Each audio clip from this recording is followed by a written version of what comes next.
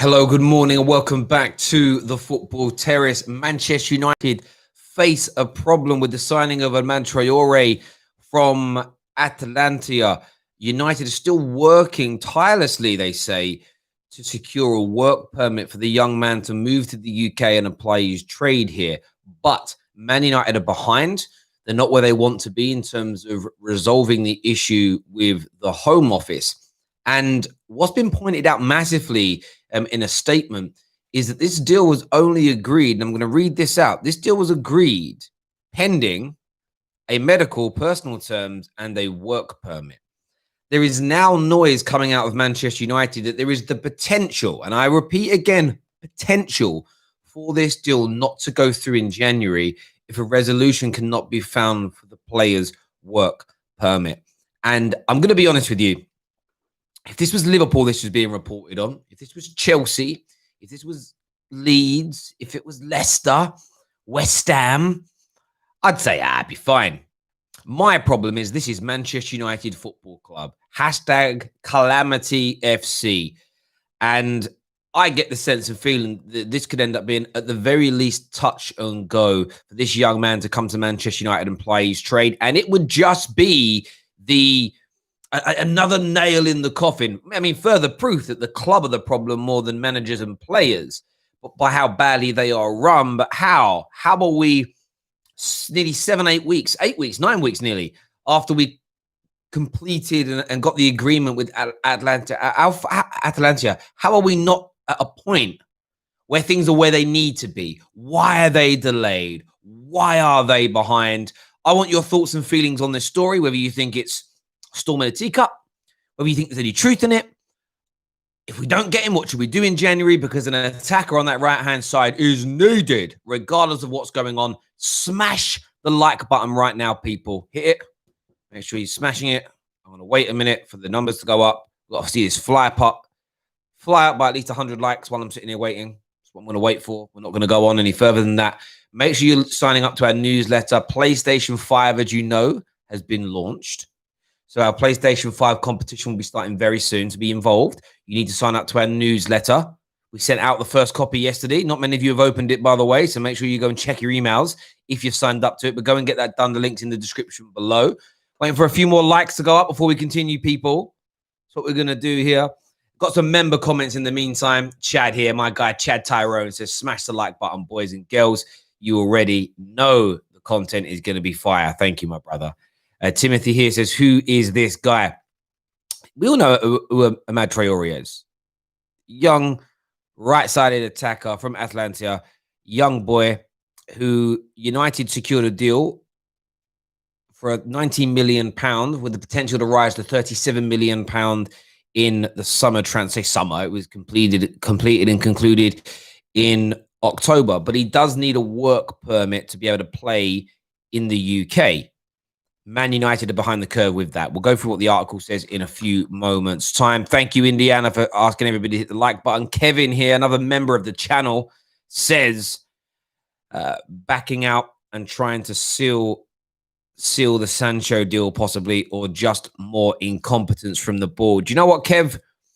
I swear to you, bro, for me, this is just incompetence from the board. Nothing more or nothing less than incompetence. That is what this will come down to. Complete bone idle, poor running. I mean, Ed Woodward probably thinks he can negotiate with the Home Office. I mean, I don't even know who Home Secretary is right now, right? I want to say it's that Priti Patel or whatever her name is. I don't really get involved too much. Home Secretary. Is it her? No, I put Home Security in.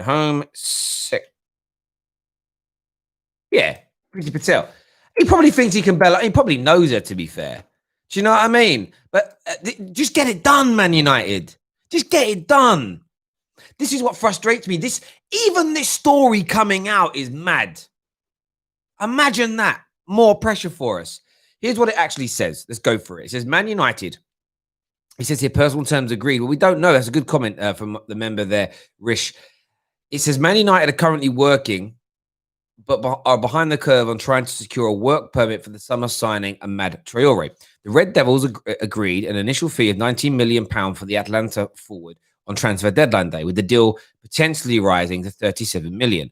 the club officially stated, and everyone's pointing this out, stated that the deal was still subject to a medical being completed, personal terms, and a work permit. The medical terms is why we haven't seen him play pretty much all season for Atalanta. They don't want to risk not getting their money. Like they want the moolah. Do you know what I mean? But a work permit is still part of the deal. We don't have to pay a penny unless we don't get him a work permit. I just had a thought.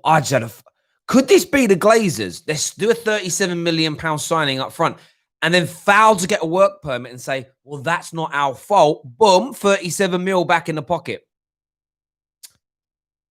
Or am I being a bit harsh on the Glazers? What do you think? Skype lines are open. If you want to phone the show and have your say, feel free to right now. My lovely, lovely, lovely, lovely people.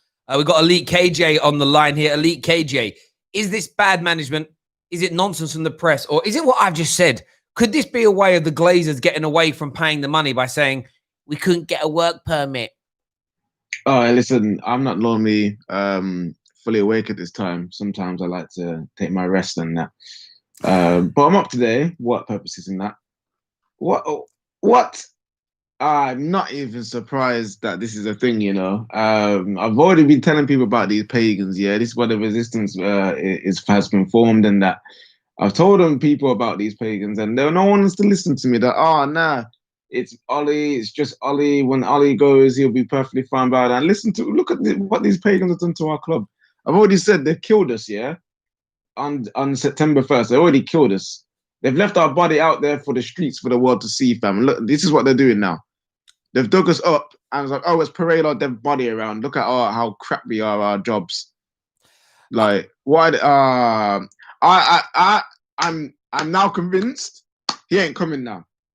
Do you know? Yeah, this reminds me. Do you remember when we signed Tosic and there was his Serbian mate whose name I don't remember now? The better one of the two, and that all fell through. It has that same sense, and I remember being really excited about this young kid coming in. It was the January, and we kind of got into November, and then we went into December, and there was very little talk about it. It was all very quiet, and I remember my brother winding me up, and he was like, "I don't reckon you're going to sign it. I think Fergie's going to like pull the plug on the deal." And I mean, this kid never went on to do anything, so it wasn't as upsetting, right? But it was still frustrating because I was excited about him all year. This has the same sense and feeling. And the more I'm sitting here thinking about it, what a great way of the Glazers saying, well, we were willing to spend £37 million on a young future, like a player for the future, but it isn't our fault that the government said no to a work permit. It would be typical Glazer-nomics, using something else as the reason not to sign him. Do you get where I'm coming from? Like the Sancho thing. We can't warrant spending that money in the pandemic, so we can't warrant spending another £18 million. But you took £27 million in £23 million in dividends. You're going to take another nearly £10 million in dividends in January. I just, do you know, there's a part of me though, bro, that hopes they do it, because I want to see. I'm not even going to name them this morning, but then I want to see what these guys that think, you know, I will name them. But then I want to see on that United show what man like Manny, what man like Saeed, what man like Aaron have got to say about the ball then. You can leave Manny out of it now. He's part of the resistance now. Oh, has he? Go on, Manny, my guy. He's been turned. He's part of resistance now, because man realized that these idiots are in charge, man. Like out of the summer, out of all of the summer signings and everyone who we signed, Amad Traore is the one thing that I was like, you know what, these pagans at least got lucky with signing this kid in it, and they're about to sign the most exciting thing about our transfer window. They're about to screw it up. That's how you know it's true, in it. It's just like, oh, any hope that they've given us, they're just to take it away. These pricks, fam. Yeah. Anyway, I hear you, and you know they're gonna sit behind it. Billy T's comment. I remember there, Billy T in the comment section. Yes, that's the guy's name, Adam. I can't pronounce the surname, but that's the right guy. We've got Indiana and Z with us. Indiana, well, what's your thoughts on this story this morning? I mean, do you think this is Glazer-nomics at play, or is this more going to be a case of just the media needs something to write? It's dead out there. Where's your head at with this story, bro? For one, we know we can't trust these people. We cannot trust these people. Like I'm ashamed of myself for getting excited in the transfer window. Like even off air, all of us were like, we were buzzing, thinking Sancho's coming. I'm not believing anything at all. And until the deal's completely dead or completely done, I'm not getting excited about anything. The one thing that is playing on my mind is yesterday I read a report about Sancho not being happy, pushing the board at Dortmund. Now, is there a possibility that we are looking at Sancho for January or next season, and this is a way of them pulling the plug on that? Because we know they want to keep the money, and they only want to fill one position, like one player for each position. They're not going to be looking at backup players. I mean, yeah, I mean they could. I mean, it's not beyond the realms of possibilities. So I wouldn't discount it. Sancho, at the moment, as it stands, Dortmund not selling Sancho is a mistake from their point of view, because he looks disorientated. He doesn't look interested at the football club. His form hasn't been great at all, and fans haven't come back to the game yet, so the mega money hasn't returned in terms of transfer markets and stuff like that. Most clubs are reducing players further. So a lot of people said this in the summer, whether they win the initial battle or not, if they end up getting the same money or less money in a year's time, if his performance is dipped because he's not happy, they lose in terms of that debate. So maybe there's a possibility we go back in January. I know that Fabrizio Romano said there is a plan for January that United are going to try and follow. The problem I have is I just can't trust the board. And at the same time, of course not. I want to, this is where like Man United make enough money, even in these certain uncertain times. We make enough money to say, well, let's buy both still. We bought Palestri. This is how we get finessed. We bought Palestri. We did his announcement like he was going to be a first team player. He had the graphics and the interviews and everything else. And the man's been stuck. I don't think we're going to see him play for Man United in a proper game. I just think for whatever reason we bought him, I don't know what the reason was. I just get the sense that he's turned up. We've done a few training sessions and it's like, yeah, he's not good enough. Yo, you know why we bought him. You know why we bought him. Yo, Diego Forlan was, I've got this kid that I used to work with. Yo, give him a contract, please. Man's in the favelas and that, you know what I mean? Let's get him out of the favelas, fam. You know what I'm saying? And then Edward Wood went on the Football Manager. I was like, oh, what's that? He's got 20 work rate, 20 work rate and 20 determination. Yeah, let's bring him into the club. You know what I'm saying? Like he's got 5-star black 5-star potential, fam. Oh yeah. Let me sign it up, man. I'm not even sure how good he is, but Football Manager said he's got 5-star potential. The stars are black. I don't know what that means, but I think they were both academy targets. I don't think Traore or Palestri were first team targets. I don't think that was ever the case. I'm tired. I'm tired of the academy. Listen, I love our academy. Some of my favorite players are part of the academy. You got Mengi, you got Laird. Hannibal looks like a player. We've got that kid from Man City that scored how many goals? 600 in the academy level. That's sick, yeah. But we need investment in the first team. Stop buying all these. We're not a youth club, fam. Like, we need first. Yeah, man. It's like the the scouts, isn't it, or the boys' brigade at the minute. There needs to be, and this is we get so excited all the time. And I said it before. Like there are occasional youngsters. Even when we listen, man. Look, I like the idea of Upamecano still. I know he got absolutely destroyed by a man like Rashi, but I would still like to see him come to Manchester United. But even that should have been a wake up call for proper Manchester United fans, where you look at it and go, yeah, he's still raw, isn't it? He's still going to be making mistakes. There's still going to be a long time until he's the fully fledged article. What Man United need more than anything, and I know people don't like the names I'll use, but Bruno's a prime example of a player who's in his pomp. Maguire's come in. Yes, a handful of bad performances, but come in 26, 27 years of age. It's what we need. We don't need really any more kids at the club, barring Sancho or barring, like if someone said Mbappe could come, cool, that's fine. But I want some more elder statesmen. I want some people, that might not give us 15 years. But I would love to have signed a Cavani who was 28. Do you get what I mean? Like that, you've got definitely. For 5 years. Like that's what we need a bit more of. We need a bit more of that. Still, we need some people whose frontal lobes have fully developed. We've got Z on the line with us as well, boys. Z, what you saying, my brother? I'm good. How's everyone doing today? You're all right? Yes, good, my bro. Yeah. Good, man. Nah, the funny thing is, Traore was the backup signing to the kid at Bayer Leverkusen. That's what's crazy. Like that is what's crazy. What kid at Bayern Leverkusen? They wanted the Derby originally. Oh yeah. They wanted the Derby originally, and now we end up going for this kid, and now it looks like it's going to flop. To be honest, I didn't want him. I don't want him. I don't want him at United. To be fair, I'll be honest with you, mate. Let's be honest. We got enough talent in the academy. This guy hardly makes the bench at Atlanta. Hardly. How many appearances has he made at Atlanta? Like, we've got enough talent within our academy. We've done better business for our academy than we have on our first team. That is some true. of the kids. That academy business has been first class.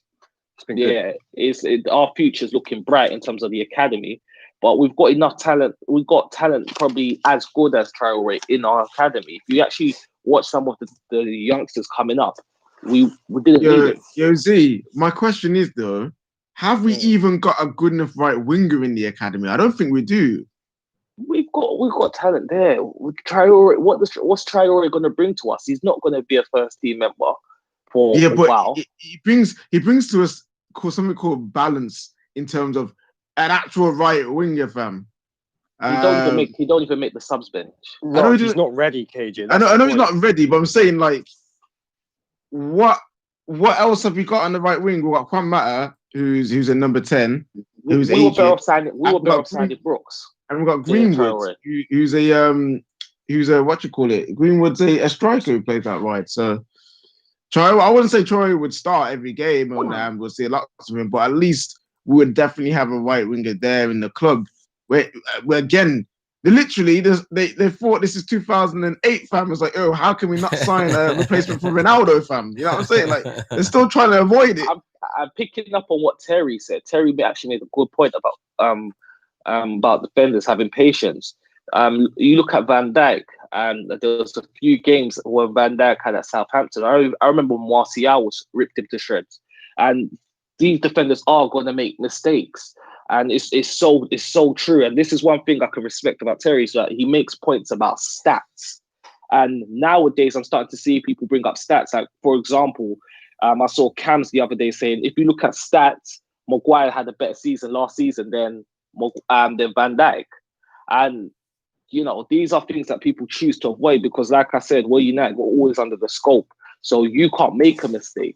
And one of my mates actually said this to me the other day, you know, United, because a lot of our players haven't got thick skin, they have to deal with the media all the time. So it's the pressure of, you know, the badge and the media, because no one else is going to get slated as much as us. So that Traore kid comes in. Has he got thick enough skin to meet the price tag that he comes in? If he came in for about 5-10 million, all right. But he's coming in, what? Nah, it don't matter. I think it's deeper than that. Look at Dan James, man. Man came for 15 million. Man's got his confidence taken out of him. I'm a part of that issue too, because I've said what I've said about him, but I don't talk about him that much anymore. You know what I'm saying? Because I realised that it ain't helping. KJ, the main point is that you need those older heads in the side.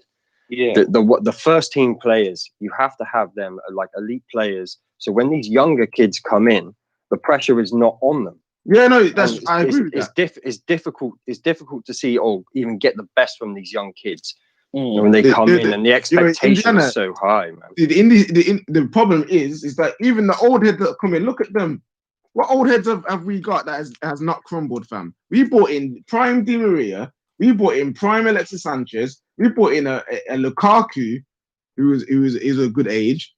Look at all our the best older head that we bought was Zlatan. I think we should have went back. Yeah, and you know what? But boys, I was just waiting for someone to bring Zlatan up as the example. But this is the thing with the stats thing. Everyone knows I like outputs. There's no doubt about it. What people like to do towards me when it comes to statistics and outputs is basically lie about me and say, Terry just cares about stats and outputs. When I don't. Because you all know what I say. When it comes to two highly skilled players at the elite level of the game, I don't get involved in kind of arbitrary debates about who's better because of the eye. I just go, okay, well, they're both really, really good. Who outputs the most? And the whole thing on Maguire, when people say, if you look at him statistically, he has better stats than Van Dijk. You have to look at this objectively.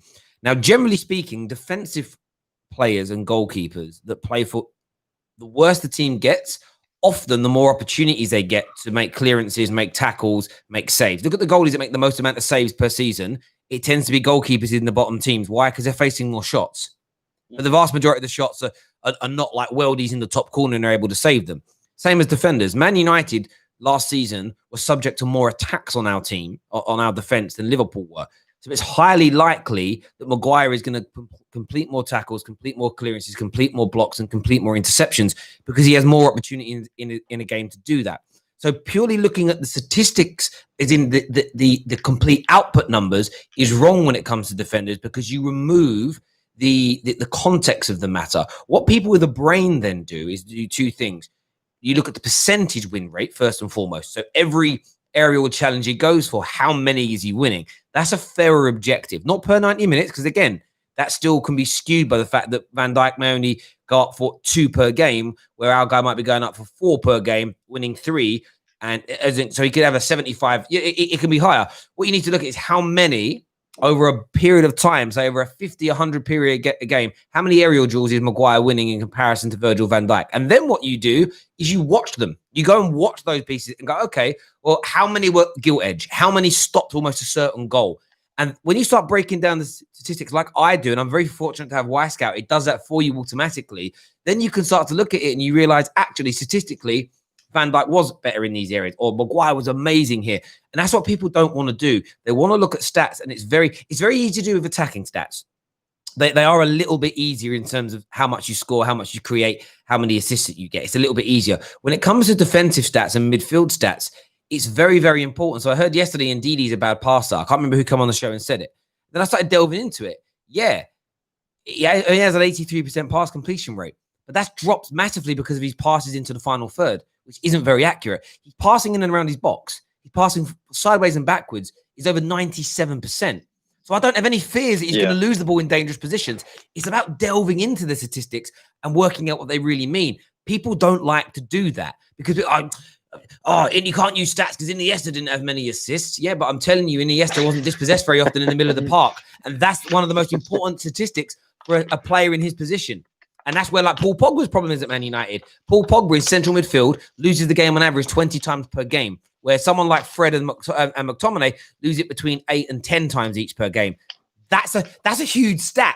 Look at Iniesta's ball, retention of the ball in the middle of the park. He loses it. He used to lose it on average 5 times per game. So that's you can't use stats for Iniesta. You can. You just got to know what you're looking for, and you know what you're looking for. 1, when you've got a brain, and 2, when you take your emotion out of it. Because people did it with Bruno. They focused on saying it looks bad. Bruno loses the ball 25 times a game. He's terrible. Okay, what's it like in comparison? Paul Pogba walks around for 25 minutes a game. That's disgusting. That's the thing about Bruno. I think a lot of people a lot of us United fans that praise Bruno, everyone thinks that us United fans that praise Bruno are against Pogba. We're not. The thing is, with Bruno, he has not got the same standard as in terms of Pogba, in terms of ability. You won't look at Bruno and say, oh, he's as great as Pogba. And what he's achieved at United and what he's doing at United, whether it be penalties or whatever, he's still meeting a high standard because of the assists as well. The goals contribution, he's still meeting a standard which, suits him, because Bruno weren't signed at United and seen as amongst the elite. Pogba was signed at United and seen amongst the elite. So that's why a lot of people get confused. And that's the argument that's the point in the argument that's always missing. No, can I ask, what is this nonsense? This Bruno transfer nonsense. What is this? Where does this come from? This what? Well,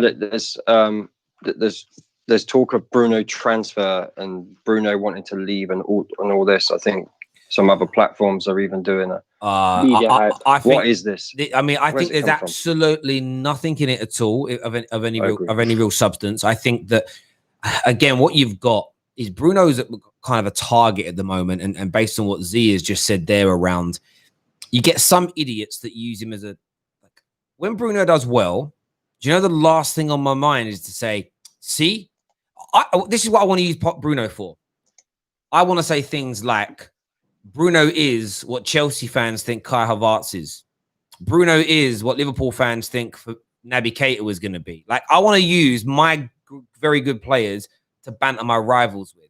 Man United I told you before, Man United is full of fans who are not fully behind the club. They support individual players, right? And what happens is you get some people that then hate Pogba for multiple reasons. So they use Bruno as a stick to attack Pogba with. And then what you get is the Pogba fanboys that are not true United fans that go, right, I'm going to look for every which reason I can to make Bruno look bad, to defend my guy. And I understand the logic in that. It makes sense why you would do that. And we brought up Zlatan earlier. Zlatan Ibrahimovic is probably the most disrespected player that we've signed since Fergie left, because he came in and scored 27 goals in his opening season. But because the Martial fanboys had their nose put out of joint, and because we still weren't achieving things to the standard we wanted to be at as a football club, he was actually slagged off more than players that didn't deliver that season. Man scored 27 goals, and it was like, yeah, but he missed 3 or 4 good chances that Pogba created for him.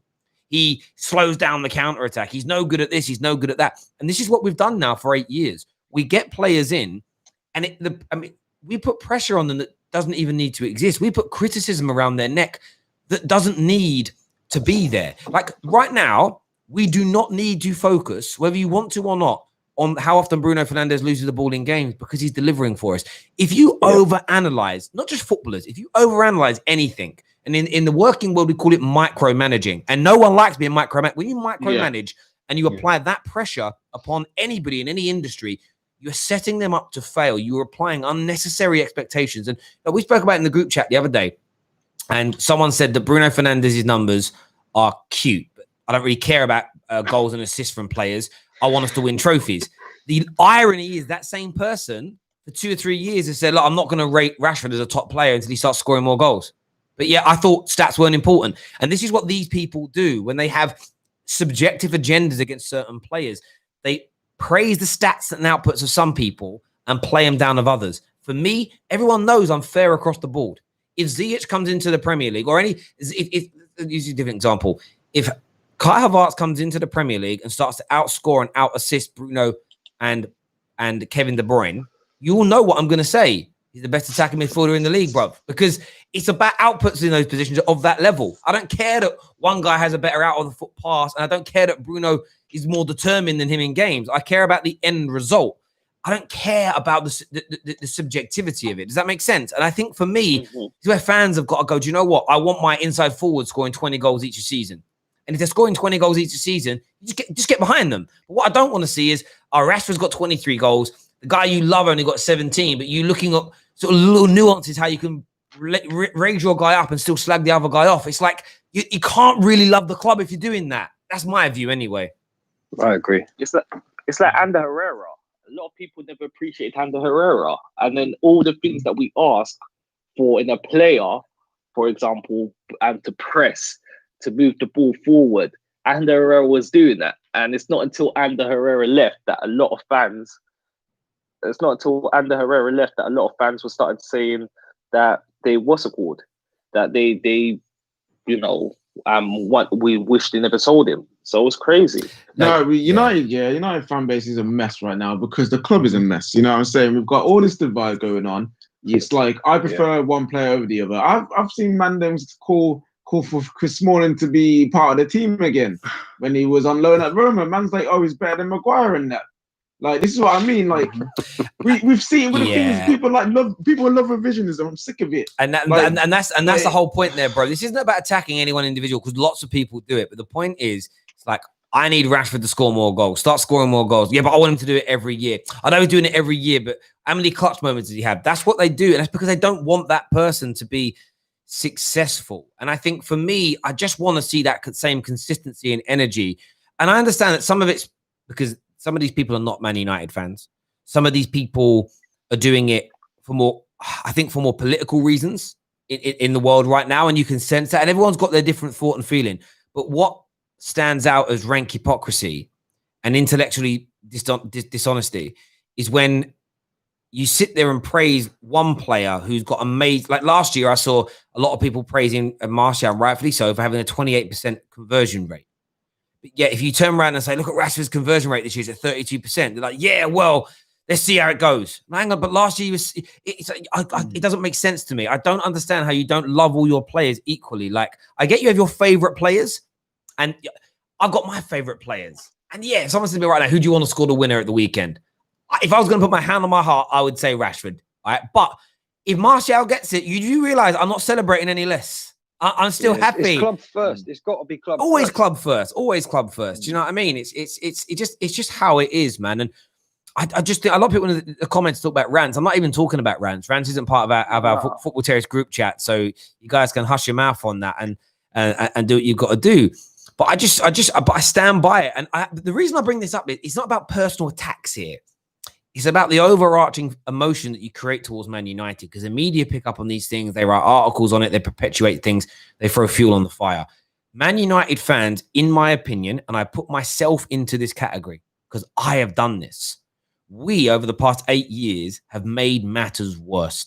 Not just by having unrealistic expectations, but by continually hypocrisizing ourselves, putting pressure around people's necks that doesn't need to exist. Some of the levels of performances and consistency we want from people are absolutely ridiculous. You're talking about, I've sat and watched games with people where a player can do one misplaced pass and they spend the rest of the 90 minutes of the match slagging them off. And I just sit there and think, what's wrong with you? Because your favorite player has actually done that 3 times today and you've not mentioned it.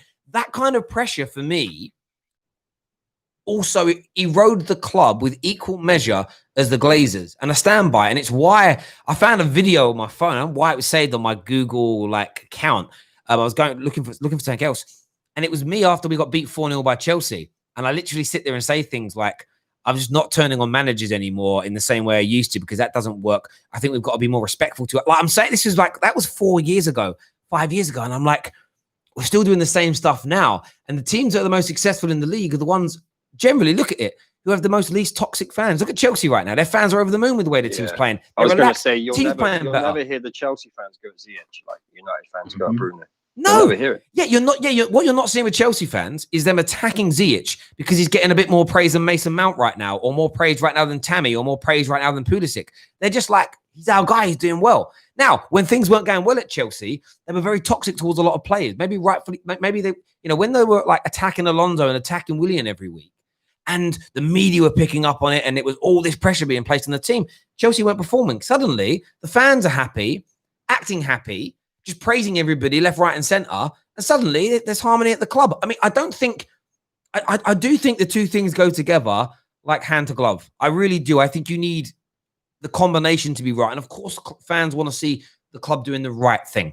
And you need some good football, and you need to see a direction. You need to want to feel happy. But sometimes what you've just got to do is what Liverpool fans are great at, is keep your counsel, maybe a little bit of criticism, but go, we're going to stand behind our individual here. We're going to back our player here. Look at the way they're treating Firmino. Even the ones that are annoyed are only going to a certain point. Because if they started going full out on him, the media would pick up on it. And then there'd be more pressure applied. And it can create a negative. I honestly feel between Man United fans and social media, I do think in the last 8 years, mentality-wise, we've killed about 10, 15 players, no doubt. All right, look what we've done to Phil Jones, man. Like, as much as we know what Phil Jones is, and he's not necessarily Man United quality. Look what we've done. My man's in the stands. Yeah. My man got offered a testimonial because he's been here long enough. And my man, he rejected his own testimonial because he said no one would turn up besides my mum and dad. How sad that is. Yeah, that's sad. Like a lot of people hate to deny it, but people forget how good he was when he first came through, because the simple fact that he had good players around him to learn from. He was in training with Ferdinand and Village, and that's the thing. Like people who, it's like, because we're winning. This is what Terry, we were speaking about the other day when we said about people Gibson when he played in the Bayern Munich game. Like, we've always had these kinds of players. And I think Rafael de Silva said it in an article I read one time. He said people would be slating off the West Browns and the Fletchers and the John O'Sheas if they were playing today. I saw Carlton Cole say on the Stoppage Time TV that, he wouldn't make it in this time because of what everyone goes after, what everyone asks for. Like, people don't appreciate certain players. and what those players actually Do offer. you know what's really They're not interesting, there. bro? Yeah. Well, I watched. Sorry to cut in. I watched England play the last all 3 games this week, and there's something the commentators are talking about. Jamie Carragher was talking about, and it made a lot of sense. Even though we won quite well last night, we were playing Iceland, and they went down to 10 men and everything else. We lack runners. We lack players that run. There was times where, like, even though Phil Foden had a good game, there was times where Phil Foden and Grealish had the ball in positions. And what you really needed was somebody to run down that line and drag a defender away to create space. And we didn't do it. And we did very, very well. Against Belgium, we had no runners on the pitch. We had nobody to stretch the play. I've had, not physical fights, I've had fights with YouTubers that say running isn't important in football. Making runs in behind, tracking back, making an unselfish run that pulls the defender away, that creates space in the middle for somebody else. I don't need that. I've watched England play 3 games this week and we've had no runners. When you've got no runners, it's harder to create space. And it's like, that's a skill set that, for instance, Marcus Rashford has, that he's amazing at creating space for others with these runs. It was actually, aside from his finishing, it was Javier Hernandez's greatest attribute at Man United. He would make runs in Man United attacking phases and plays that would then open up space for Rooney or somebody else that was in that team. And you wouldn't even notice him because it would be off. It would only be when you saw like a bird's eye or like a wider angled view of the attack, you'd see he's run. And I'd sit there and go, and my brother used to go, Terry, look, see that run there. I used to play up front for our Sunday League team at the time. He's like, you should do that. Just make this darting run here. Come deep, move here. He said, that space drags people out of position. We don't appreciate that as football fans. You know why? Because it isn't sexy.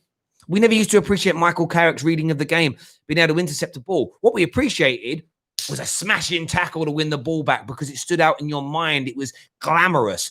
What we didn't appreciate was reading of the game and the understanding and the simple passes and movements, controlling the midfield. What we would give for a Michael Carrick type role now, controlling our midfield and being that cartilage between the defense and the attack. We don't like it.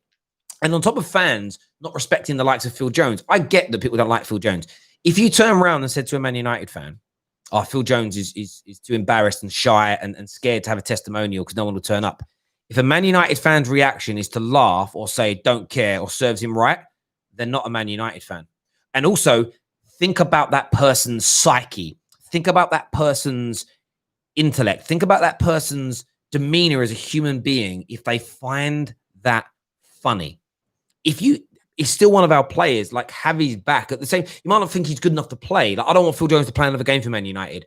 But if I saw him in the street, I wouldn't disrespect him. Do you know what? I wouldn't treat him nasty because he's still a human being that shouldn't be getting dehumanized. Like, the way Phil Jones gets treated is a disgrace. And by the way Pogba's treated by certain United fans is a disgrace. Bruno, the way Rashford is treated by certain people is a disgrace. But these guys aren't too afraid to show up in public.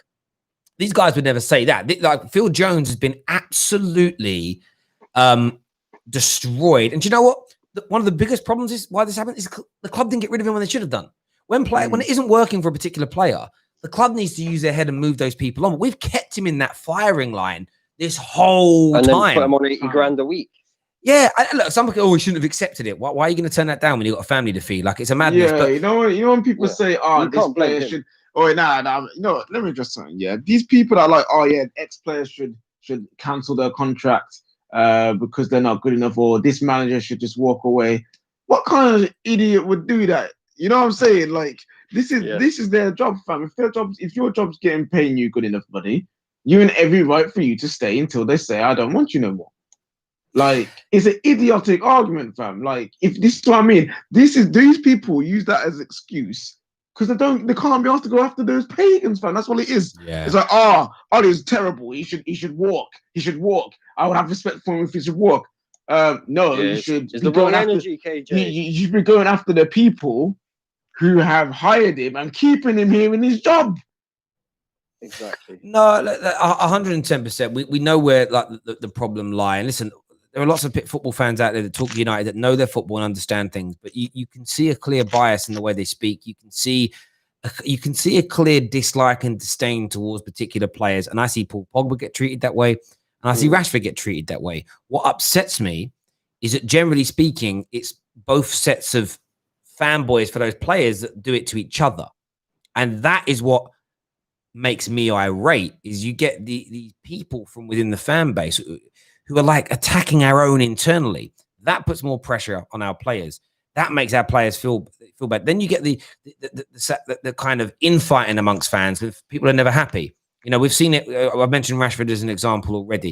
You know, if you turn around, like if the one thing with Bruno is he loses the ball too much, okay, well, tell me how often he should be losing the ball. Let's just say he reduces it to 18 times per game. Are you then going to just 100% get behind him? But they won't. And for whatever reason, they don't. And this has been an illness and a disease at Man United for a long time now, where nobody wants to answer the question of what has X player got to do just to get you on side. I'm not talking about be happy for a week. I'm talking just to get you on side for you to back him. So often the answer is, I'm never going to be fully behind this individual. And I'm like, that strikes me as strange, because even if I don't rate, like whenever Bebe used to start for United, I didn't want him to fail. If he failed, I'd be like, oh, I was expecting it. If he did good, I go, well done, mate.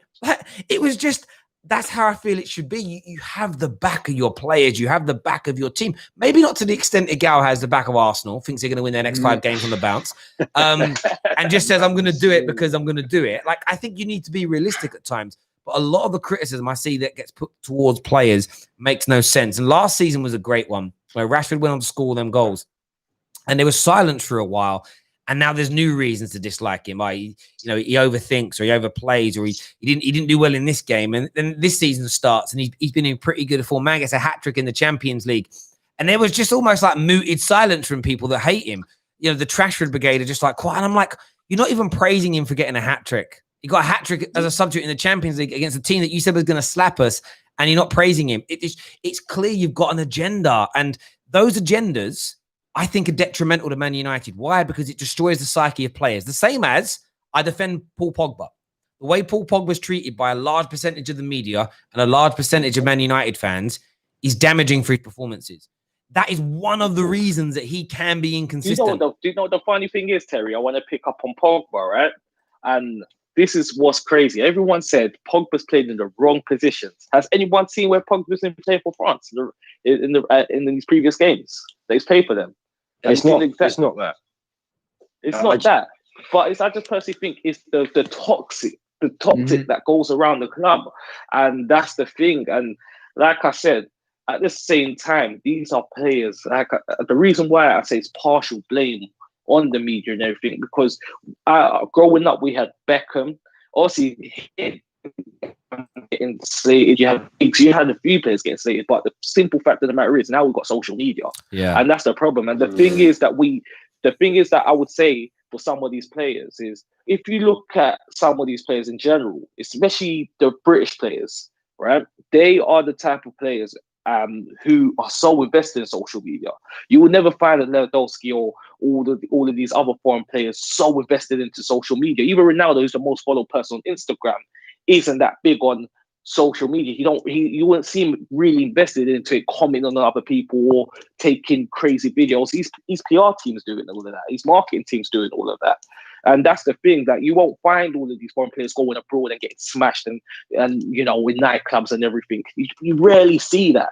So it's the mentality of some of these youngsters as well, because I saw Carlton Cole say it on the Stop Stat. He said, there's a few years in my life where I was just going out clubbing and I was just trying to live for that moment, because a lot of people try to go on and they feel, okay, I've made it. You see a footballer that signs a contract right now and, look, I've made it. I'm gonna go buy myself this. I'm gonna buy myself an iced out watch, iced out chain, wear all of this. And after, they're more invested in what's going on in the internet than they are in the training. Because if you miss out on those stages, that's what separates wherever you're gonna be. Mate, no, I understand that. Listen, I watched a lot of that. Carlton Cole, it's interesting, really. There's a lot of football players that don't. Like, there was a time where Carlton Cole was sort of predicted to go on and be serious, and I'd love to ask him this question, because there was another young footballer called Leroy Lita, who, when he was younger, there was a lot of talk. When he was at Reading, it was like, this kid could be really, really good. I never Bristol City. Yeah. I think he was at Bristol City. Now I knew some people that knew. I knew a couple of guys that knew him and were out with him, and they basically told me. And again, this isn't verified, so it's hearsay. But the people that told me this, I trust. They were like, man spent more time like in the clubs chasing girls, partying, living his best life than he did like grinding on the training pitch. And that's why he got to a certain point and then he plateaued. And you might find this with certain players as an example that go down these lines. But do you know, at the same time, it is still their career. These players don't owe fans anything to an extent. Does that make sense? In terms of there isn't a promise that, oh, you know, Carlton Cole's he could go on and be like a leading number 9 for Chelsea for 10 years. There's no Carlton Cole hasn't said that he's going to do that. It isn't like Carlton Cole's come out and said, listen, guys, if you pay me 100 grand a week, I will become the best striker in your history and I will work every minute of every day to get there. And they'll go, great, we'll pay you that then. And then the man just starts cutting corners. He's like, I'm going to train, I'm going to work, I'm going to do my best, but I want to live this certain way. In the modern day world, you'd never get away with that because people are on your back. And the thing with everything is this, right? It's like I complimented Jack Grealish quite a few times recently. And I get Man United fans saying like, oh, you know, Bruno this and Pogba that, though, they're better than him at this and better. And I'm like, they are better than Jack Grealish at certain things. Jack Grealish is better than them at certain things, in my opinion. I'm praising Jack Grealish right now. These people are like ill. People that have constant bad energy, for me, are the ones, they're not well. They've got problems in their own lives as well. That's what you've got to look at. If you've got someone who's watching a Man United game and they're pretending to be a Man United fan, like, oh, Pogba, oh, amazing. Bruno, oh, amazing. Martial, oh, amazing. Rashford, oh, don't chat to me about that guy. He's trash. He scored 2 goals today. Yeah, man, but they were just tap-ins. They were easy. That person's got problems in their life. That person isn't well. Like they've got, you're just being that deliberate kind of anger and annoyance towards someone. I don't even look at it half the time that you've got an agenda. It's just something wrong with you. And you've got that negative energy everywhere you go. Like praising Jack Grealish doesn't make me less of a Man United fan. Do I want Jack Grealish to have a more successful season than Bruno Fernandes? Absolutely not. No. But it doesn't mean I can't praise him. Equally, when I'm so happy with Bruno at Man United. It hasn't made me think any less of Paul Pogba. I love Marcus Rashford, my favorite player at the club, right? Doesn't make me dislike or like or feel any different way towards Anthony Martial, who I knew properly before Marcus Rashford. My brain just doesn't compute in that way. Like who's my favorite football YouTuber? I would say probably who I like listening to the most. Oh, it's a tough one. I'm just going to say Expressions. I really like Expressions. I like what he does. Funny, entertaining. He's really good. I like True Geordie as well. Say them two are number one, number 2. They're my favorites, right? If a new person comes along who becomes my favorite, it doesn't mean I dislike those two. Or if another person comes along who's amazing, but I don't think is as good as them two, I'm not just going to call him crap because other people think he's better than my favorite too. Like, be confident in yourself that what you like and who you respect is still as good as you think it is, just because most other people like someone else. Yes. Like my favorite singer, right? I'm not ashamed to admit, my favorite sort of recent modern day singer in years. He come for a reality show. His name was Lamar, right? I just like the way he sung. I just like the tone of the man's voice. Like I've got like every album I've been to, his concerts. Like some of his songs I weren't too keen on, but I just like the way he sings. He's got this husky, soulful, Rhodes type voice. I love it, right? What a great voice he's got. Most people I know this weekend, you better sing 50-50, mate. Yeah, mate, the worst thing, I know like every lyric to every song as well. Like I just like the guy's stuff, right? I'm not embarrassed by that because I like it and I'm confident in myself. Now, you could have 1 million people in a room and 1 million people tell me he's trash. I'm still gonna like him, buy his music, and rep him because I like him. Too many people are impressionable. It's like, oh, I love Rashford. Yeah, but you know, a lot of the big YouTubers are saying he's crap. Or I'm going to say he's crap as well then, because I don't want to be on the outside of that tent being spat at. I'd rather be on the inside of the tent spitting out. That's you. That's your weakness. And do you know how I know this, right? I love Rants as well. Rants is great. Like, he says some things I disagree with, he says something I do agree with. Rants will say something, and this is how I know people ain't got their own brains. Rants says something, and then when I hear other people critiquing that player, they're just plagiarizing Rance's words. And I'm like, bro, you're not thinking for yourself because you're literally using the guy's words. You're literally going, oh, I know what I'll do. I'm just going to slag Bruno off by calling him X.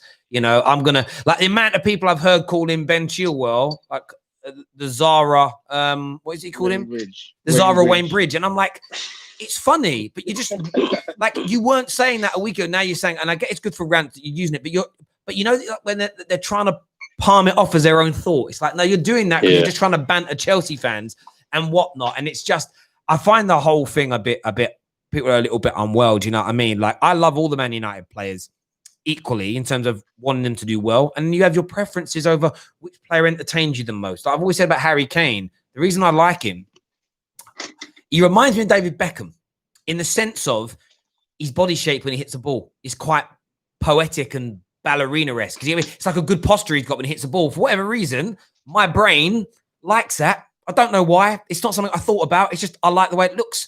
Do you know what I mean? Some people look like what I like about Jack Grealish. One of my favorite attributes of a football player, and it's not even an attribute. It's an aesthetic thing, actually. He just looks like he's got an hour on the ball every time he gets it. He looks like he's got all the time in the world. And I'm like, I love that. And forget all the skills are great. What I love is that he can have the ball in a tight corner with 4 men around him. And it's like he gets a chair out on a table, sits down, makes a cup of tea, drinks it, gets his head up and then makes a pass. And I'm like, how have you spent like 10 minutes in the corner and then still got your pass away? I see some of our players, like Man United players, with 15 yards of space around them all the time in the world. They look left, look right, think, and then just boot it out for a throw-in. I'm just like, I love what Jack Grealish does. But I don't get people, man. But if you don't like Jack Grealish, cool. But allow him, innit? Allow him. I think this is the problem. The big problem is it's okay to criticize players, right? But criticize everybody. Like when you see something, criticize everybody. And when you praise players, praise everybody. Like I don't understand this mentality of you should only be praising like your favorite player. Like you're supposed to support a club, like the whole team. It doesn't matter if Phil Jones starts on the weekend, scores a header, and has a great weekend. I'm going to praise the guy.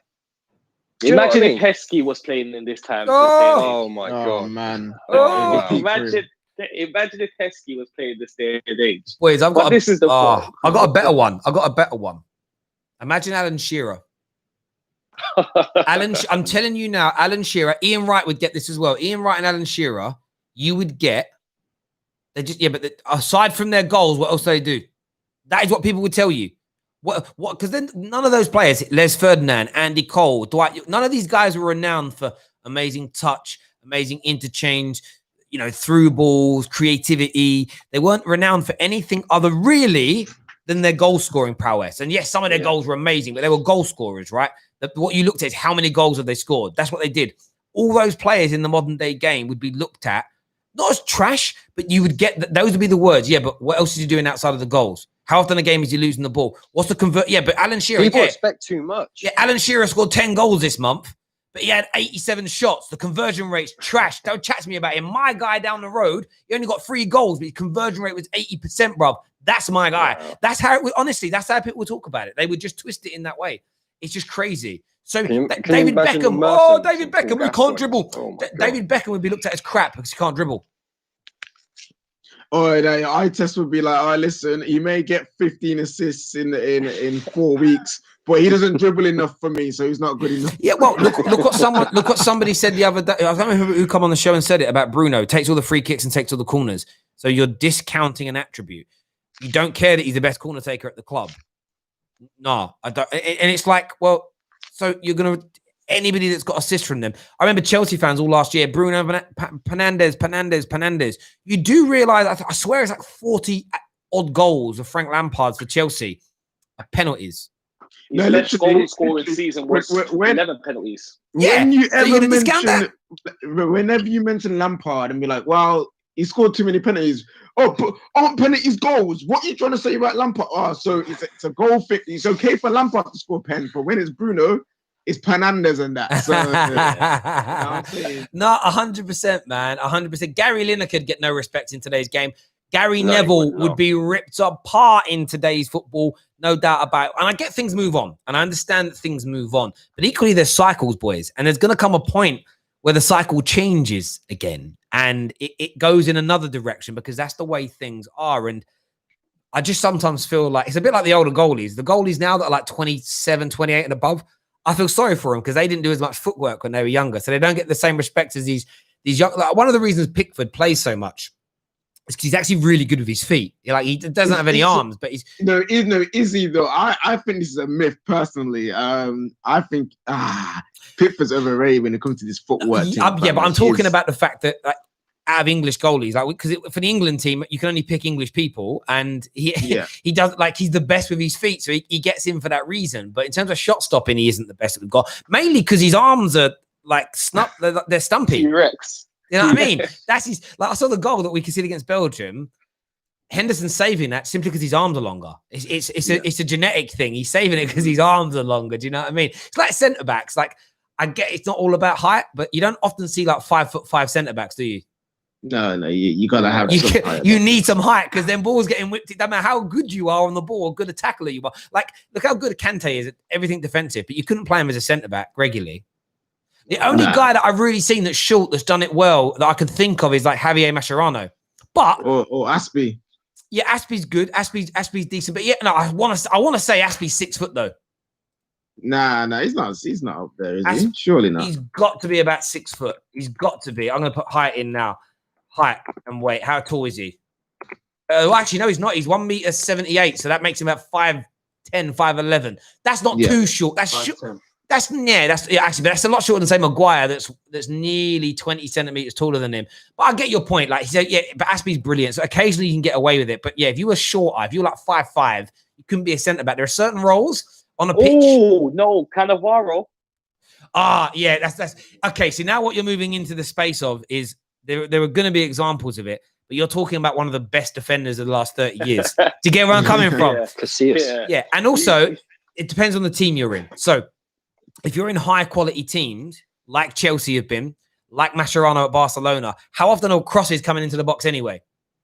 If you stuck those players in like a team that's getting bombarded with crosses all game, eventually they'd stick. But there are handfuls of defenders, and you'll be able to find examples, maybe 5, maybe 10 centre backs over the last 30 years.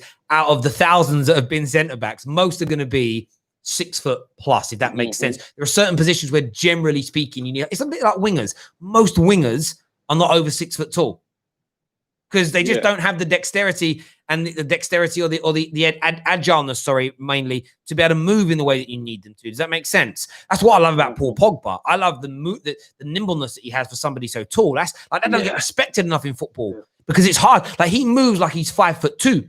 Do you know what I mean? That's right. Like, and these things are just part and parcel of football. But yeah, man, it's one of them ones for me. Someone here says, "What about Ricardo Carvalho?" I don't know how tall he was. Maybe he was taller than I thought. I'm going to put it in. I'm going to put Carvalho's height in there as well. Carvalho was kind of tall. I think he was on par with like Terry. I think he was decent height. 1 meter 53. 80. Sorry, no, 1 meter 83. 1 meter 83. I don't know what that is in foot. That's about 5'9". Nah, it's taller than that because I'm 5'10" and I'm tall.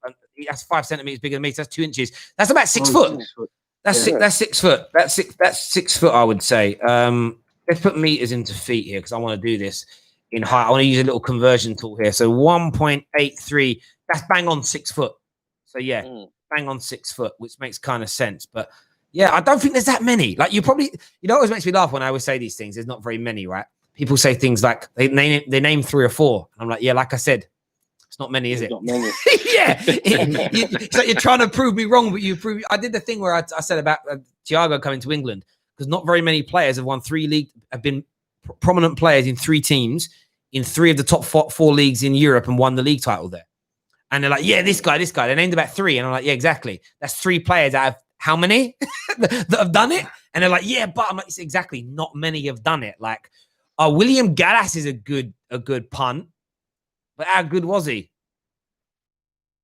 William Gallas is a good point. But again, I'm saying short here. No one's found me someone who's 5'5" yet. William Gallas was 6 foot tall, doesn't count. What was that? Cannavaro, did you say his name? How do I spell his name? Cannavaro, I think.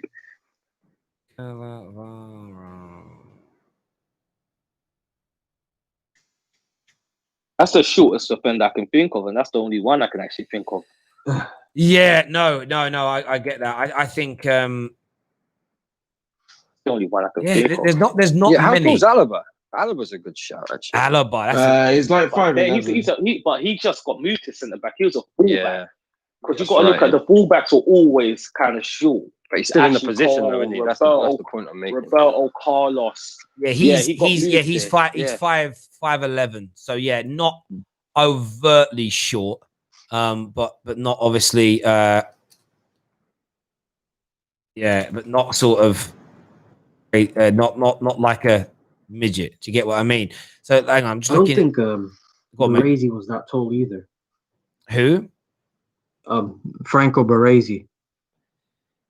Yeah, that's a good shout as well. In terms, Franco, but I'm just looking at like top Italian But defenders. even if you see the short defenders, if you actually notice, they'll always be playing with a bodyguard behind them, and that's more or less because that defender, the shorter defender, is going to be the one that's going to really press and move forward. That's the only reason, and obviously their reading of the game would be amazing. Well, that's also that's a great point. Could you play with 2 5'0" defenders next to each other? Probably not. The point I'm making still stands. Like there are always going to be exceptions, like anything. There's always exceptions that prove the rule. Yeah, he was short. He was Fabio Cannavaro was 2 centimeters short. He was, let's do it in feet here, 1.75 m. So he was 5'7". Jeez, bro, that is very short. That is very, very short. But yeah, as I say, they're always going to, as we said, there's always going to be exceptions. Franco Baresi, you mentioned him. Let's see what he was in height. If the internet knows that, the more modern day players a little bit easier. See how tall he was. He was a centimeter taller. He was at 5'8" as well. But we're also now talking about Italian players, bro. Like they're just. You got Poyo, who was 5'10". That's still fairly tall. To think about it, that's still Like so. Let's go back to what I originally said here. I was talking like Kante height. Like I actually want to say how tall actually was Javier Mascherano. That's the question. Like when I said he's short, sometimes people look shorter than they really are. Equally, sometimes people are actually taller than I think they are. Like last night, I didn't realize how short Jack Grealish was. Yeah, he was the same. That isn't that short, but not as short as I was saying. So he's 5'7" as well, Mascherano, which is short. That's shorter than me. But N'Golo, when I'm talking about N'Golo Kante as an example, that kind of height. He's 1.68 m, so he is how was that in feet? He's 5'5". Yeah, like I say, I guarantee you there are more 5'5", 5'6" midfielders than there are centre backs. That's my point, and I think it is what it is. Like Paul Scholes must be short. Ji-sung Park, all of those ones. Yeah. Yeah, what was Paul Scholes in height? Because I never. What are we talking about? This is the weirdest. I don't know. This is just he's 5'5" as well. He still thinks he's asleep. Yeah, he's still dreaming. But I love getting into these conversations because they're just natural. They're just natural as opposed to debating. Dennis Wise, I read somewhere, I don't know if it's true, that he used to do a lot of powerlifting and it made him shrink because it like shrunk his spine. I actually used to work with his brother's best mate. He lives up my way now. And Dennis Wise, his brother's quite short as well. And I know that John, the guy I work with, he's been a heavy weight trainer for forever. You should see the guy's arms, man. He used to have me at the top of ladders, just holding it with his arms through. So it wouldn't surprise me. See, Dennis Wise is short. I always thought Dennis Wise was really, really short. He's 5'5", the same as the Kantes and the Mascherano. It's like I thought he was shorter than that. Like against perception, that's what I'm talking about. I don't know where we got into the conversation, but there we go. Listen, everyone who's tuned in this morning, thank you very, very much indeed. Do me a big, big favor and smash the like button, hit the share button, hit the retweet button, and all that jazz. We're back tonight, 5:30 p.m. It's going to be a big one. Oh, it's going to be a big one. It's going to be good. Arsenal's Invincibles versus Chelsea's 2005 record-breaking Jose Mourinho team. We are ranking. Chelsea win that by far. No. But you know what we're doing? Z, listen to what we're doing. We're ranking the players. So the way it's being ranked is this. There are 2 legend spaces, 3 world-class spaces, and 5 top-class places, and all the other segments will be unlimited. This is going to be a tough debate of football knowledge, prowess, and then putting your money where your mouth is. It's picking the best 2 legends, the best 3 world-class players, and vice versa, and it's way down. Can I just throw my little 2p there? I personally think if you're looking at the squad in terms of the players, Arsenal kill them in terms of individuals. But in terms of chemistry, work rate, and everything, no one beats a Mourinho winning team. I don't think anyone beats a Mourinho winning team. Fergie does because Fergie did it multiple times, baby. Let's go. I talk about work rate and everything. I talk that Mourinho, if he's got a winning team, he's that guy. I'll give him my props for it, mate. I don't know how, because he'll get the average players. Yo, listen. No more Jose Bin Laden prop. All right. I get that, but that's what we're going to be doing tonight at 5:30. So we're going to be debating that. We've got a panel that's going to be on. Users are going to get the opportunity to create their own tiers, push people up, push people down. We're going to have a right laugh with that 5:30. Then 9 p.m. tonight, We've got 3 lads coming on from a big Leeds United channel. We're going to have the Arsenal fans on. It's going to be a big preview for Leeds United versus Arsenal, which I actually think of all the games this weekend could end up being one of the most explosive that we witness and go through. And then Friday night, we've got Chelsea and City fans on together previewing Chelsea Man City. That's going to be 9 p.m. on Friday. Spurs, do you mean Spurs? Yeah, there's 2 of them apparently. We found one. Yannick, Lady Yannick's coming on with us, so we're going to be there. But tonight, cool. 5:30, set reminder, bless, and see you all again very, very soon.